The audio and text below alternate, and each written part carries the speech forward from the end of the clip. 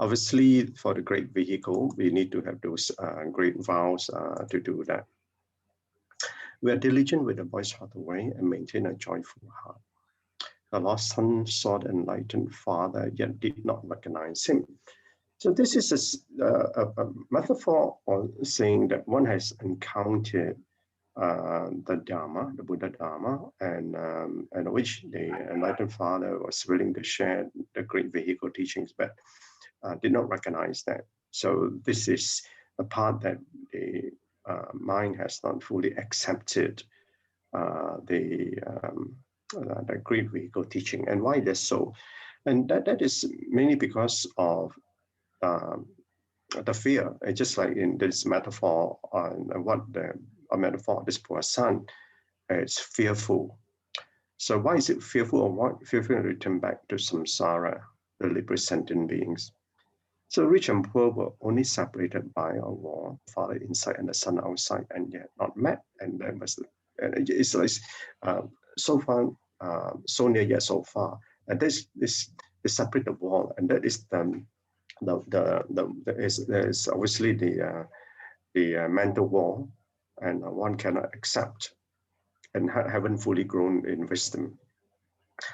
So have the aspiration to spread the seeds of goodness amongst people, see other people as a field of blessing. And that's what the Bodhisattva path is about, that we should be returning back to the source, samsara, to do this.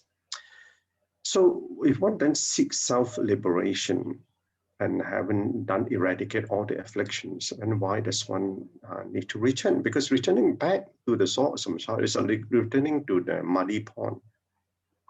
So we must constantly remind ourselves of the great vows and aspiration.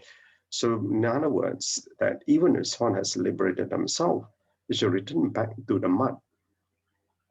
And the question is, how can one be returning to the mud without getting dirty, without getting contaminated? And that's the part that what this whole, to my mind, what this parable is about. So we have to listen to Dharma, but we must not just listen. Obviously, we must get into the practice. And so the story of this while young girl was transformed by Master by doing good deeds. And this good deeds, she found joy in giving and repented.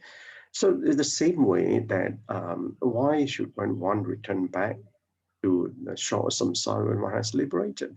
So this is the part of this wondrous joy that one can get arising from that. So, and here, and obviously in the pursuit of wealth, especially for us, we're still householders, for us, the wealth is not just about material wealth. Master then say, love is also wealth, having people to bring happiness. So maintaining a joyful heart is in giving. So that really the rich and the poor are only separated by a wall, and obviously the wall that is separating us is purely the state of the mind that we have. So in the parable, on seeing the son, the father was joyous, knowing now that he can entrust his wealth. Now, has to buy, just trying to see what time it is. Yeah. I think we'll try to do that on Friday. Sister Wai can remind me, we'll discuss a question, but it's a very interesting question. So in seeing the son, the father was joyous, knowing that he can now entrust his wealth, because now he has opened up and willing to take on the great vehicle teaching. So the person unexpectedly appears and fulfills his father's wish because knowledge, the capabilities and conditions were maturing. So this is the line that I wanted to mention to Sister Wai, the analogy of the capabilities and conditions of maturing. So that's why the conditions mature, and arising from there, the poor son appeared. So 4 disciples already opened their minds now, and the Buddha's period condition of transforming sentient being was coming to an end. So that was the end of the human life. So obviously, the Buddha all along knew there were limited capabilities. So he has to go to use skillful means to bring forth, to open up or inspire the disciples to really come back, or the poor son to come back. So we finally found the disciple with great capability to entrust the Dharma. So by willing to devote ourselves to people, without being adversely affected by them. And this is the part, this last line here, without being adversely affected by them. This is the, if you like, the fear. I'm not sure that, I think one of the episodes the master mentioned that this, the disciples have, obviously the Sarakas had this fear of returning back to samsara. And that's why in the Bodhisattva, where the distinction is, the Bodhisattva has the Bodhisattva and aspiration to liberate sentient beings. And if you remember the wordings of the vow, it says sentient beings are innumerable. You're about to deliver them all. So it's innumerable. That means you got to come back life after life to deliver sentient beings. So in the Kuan Yin Bodhisattva, it's until all the six realms is empty. Whether it's Siddhgaba or the Ursa Bodhisattva, vow is to liberate all hell beings. So that's the vow, and that's the reason why they don't enter the door of Buddhahood. And although they are, if one is on the 10th ground, one can actually enter the door of Buddhahood, but never did. So for the Buddha, he gave the teachings of all what happened to him in the past life as a Bodhisattva. So that's for this reason, to uphold this particular vow that they have. So in contemplation, the benevolence or nobility in helping others is a skillful development in ascending the path of Bodhisattva. The balance of nobility, what is this balance of nobility in helping others? It's actually putting the interests of others ahead. So one is no longer self-cherishing. And so this benevolence nobility is graduating towards to be a selfless being. But you need to have the nobility before one can become a selfless being. So in developing the methods of skillful means, and earlier on I just mentioned, a noble mind is capable to understand the minds of others.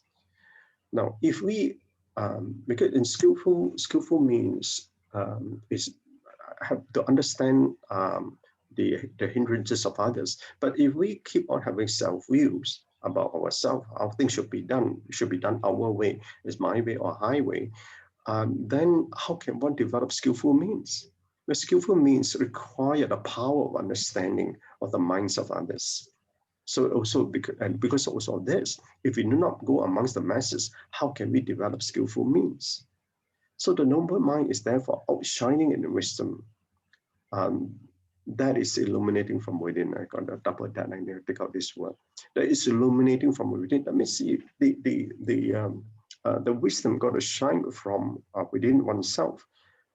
So therefore, one is also not afflicted or unafflicted by the defilements of others. So such one has perfected in understanding oneself and one's mind, as well as the minds of others. And so understanding oneself is being mindful of one's ways, and one's mind is being aware of the internal generation of one's thoughts, as well as the minds of others, especially when it goes amongst people. And only then can one develop its skillful means. And obviously this practice will take innumerable lifetimes, have to come back time and time, life and life. So on relationship to being, it's a little bit long, it's simple, it's a little bit long, but I just read out to you. It's about roles in a relationship. The roles change, our roles change in a relationship over time, and will continue to change. From a child to a parent, from a student to a teacher, from close to distant relationship. And every time, and I must always say, we got to go through 4 states. Arises, eventually will cease. But each of these changing turning points are points of learning. So one upmanship, the downfall of a role. And even some people, they get very sadly afflicted by it, especially some come to retirement. A lot of people that I come across, especially in holding high position, I find it very hard to let go. So we need to play our role well. And for us, whether from a child to a parent, a student to a teacher, we've got to play a role well, so that we understand and not be afflicted by these relationships that we uphold, and it's part of our practice. So it is always something to learn in each role, whether it's a child, parent, a student, and so on. So there's no role that one cannot learn. The lower the role, the humbler is the experience, especially when you go from one-upmanship to a downfall of a role. So the humbler you are, the more you learn and grow. Okay? Cool, brothers and sisters, thank you. Yeah, and so much to our noble teacher, Brother Chin, for another wonderful sharing session.